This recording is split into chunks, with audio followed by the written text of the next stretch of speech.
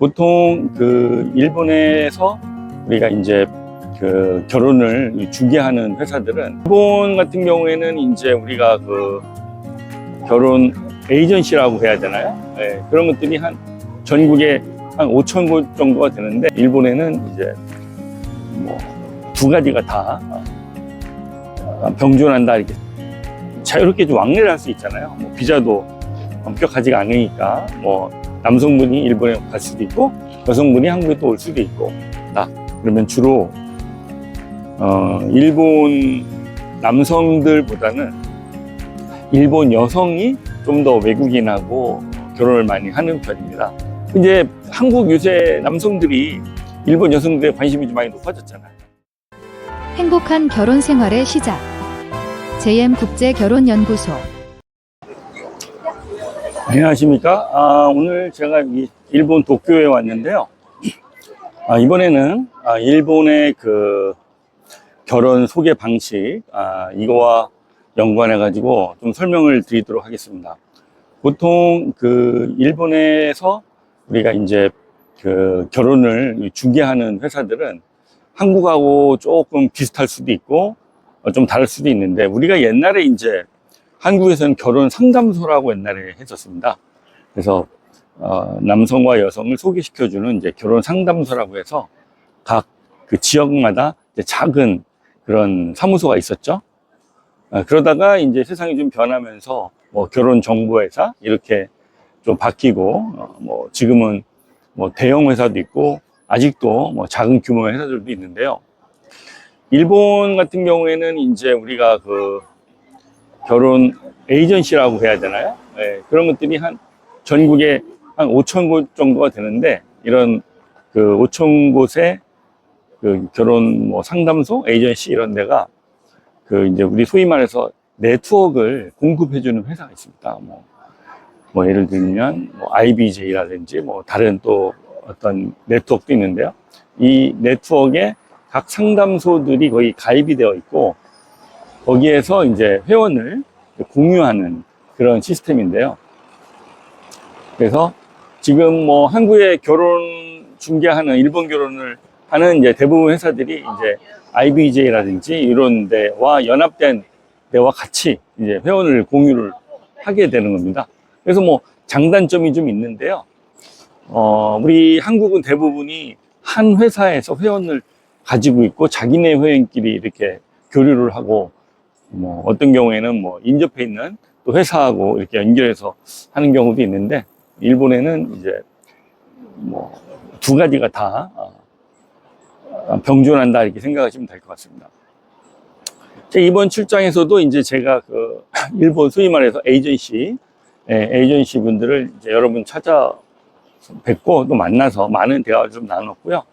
우리 이제 한국 결혼이 과거에는 많지 않았습니다. 근데 최근에는 일본 여성들도 뭐 한국 남성에 대해서 좀 관심을 갖는 빈도가 좀 늘어났다고 해서 저희하고도 이제 업무 협력을 같이 하기로 했습니다. 그래서 혹시 일본 결혼에 관심 있는 분들은 뭐 저한테 문의해 주시면 거기서 도와드리도록 이렇게 할 거고요. 일본은 또 이제 뭐 일본 동남아국가와 좀 다르게 자유롭게 좀 왕래를 할 수 있잖아요. 뭐 비자도 엄격하지가 않으니까 뭐 남성분이 일본에 갈 수도 있고 여성분이 한국에 또 올 수도 있고, 이런 뭐 굉장히 가까운 나라니까 이런 부분도 좀 장점이 될 수 있을 것 같고요.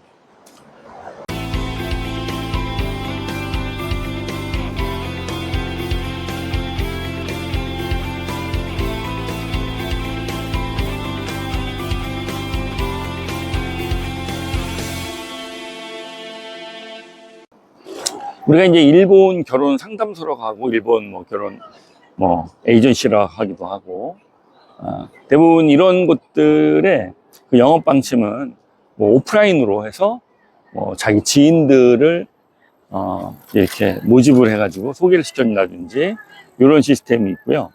그 다음에 이제 홈페이지로 이렇게 고객들을 확보해서 이렇게 소개를 시켜주는, 이렇게 크게 두 가지로 나눌 수가 있는데요.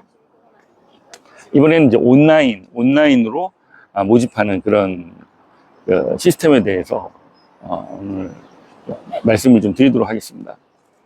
기본적으로 그 일본 분들끼리 원래는 이제 자국민끼리 결혼하는 것이 뭐 당연히 가장 이제 일반적인 거죠. 그리고 외국인과 뭐 혼인을 한다 그러면 주로 일본 남성들보다는 일본 여성이 좀 더 외국인하고 결혼을 많이 하는 편입니다. 주로 이제 우리가 유럽 쪽 있죠. 일본 여성들도 가장 이제 유럽 쪽 사람들을 이제 가장 선호하고, 과거에는 뭐 중국도 좀 했는데, 최근에 이제 중국은 많이 줄고요. 이제 한국 요새 남성들이 일본 여성들에 관심이 좀 많이 높아졌잖아요. 그래서 지금 많이 이제 알아보고 하고 있는데, 기본적으로 온라인으로 그 운영되는 회사들은 이렇게 됩니다. 보통 먼저 우리가 가입비라고 하죠. 예, 가입비가 있고요.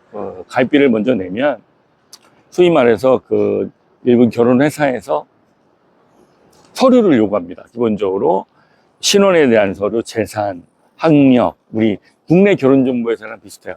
이런 거를 먼저 요구를 하고, 그래서 서류 완비가 다 되면 이제 매달 이제 소위 말해서 홈페이지가 있어요. 홈페이지에서 소위 말 여성 회원들을 이게 추천을 해주게 되는 겁니다. 추천을 해주면 거기에 관심이 있다. 그러면은 이제 이렇게 이제 다음에 이제 미팅을 주선하게 되는 거고요. 또 관심이 없다. 그럼 또 계속 추천을 해주는 거죠. 보통 5,000개 에이전시가 거기 가입돼 있으니까 굉장히 인원은 많다고 봐야 되겠죠.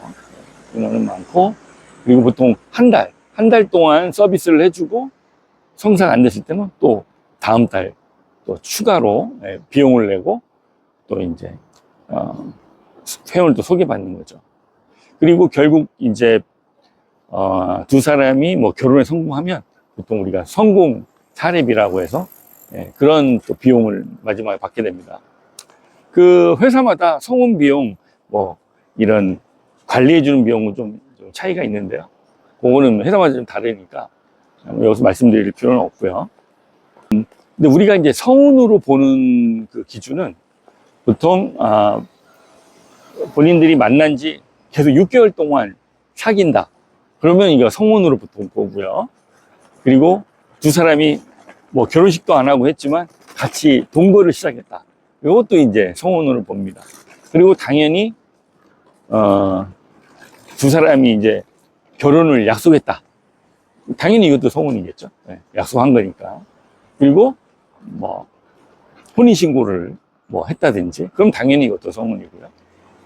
보통 이렇게 이제 성혼을 시키면은 이제 계약은 종결이 되는 거죠. 네. 이렇게 해서 보통 이제 온라인 회사들 운영하고 있고요. 기본적으로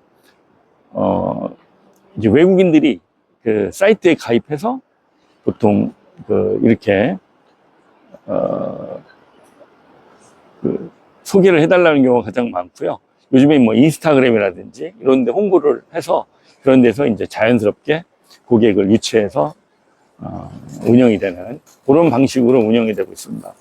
그래서 이제 한국 사람들도 이렇게 할 수가 있는데, 문제는 이제 한국 통역이라든지 이런 부분들이 지원이 안 되고, 대부분 영어를 할 수 있는 사람들만 주로 온라인 일본 결혼 정보회사를 이용하게 되는 거죠.